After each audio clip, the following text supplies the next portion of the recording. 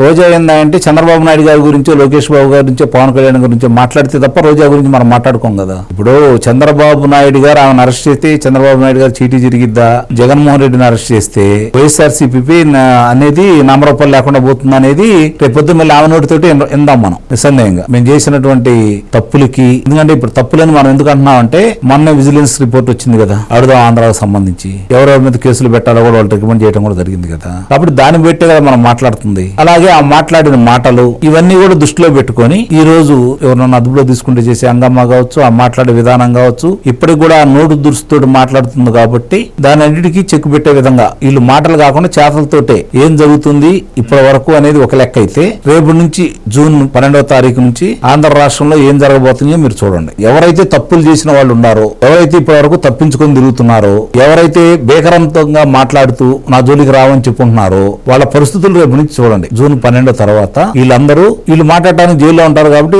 మళ్ళీ న్యాయస్థానానికి వచ్చిందాక మాట్లాడడానికి అవకాశం ఉండదు. జైల్లోకి వెళ్ళి అయితే ఎవరు మాట్లాడరు కదా, వీళ్ళని కూడా అనుమతించరు. కాబట్టి ఈ లోపే మాట్లాడదాం అనుకున్న వాళ్ళందరూ మాట్లాడుతున్నారు అనేది నేను భావిస్తున్నాను.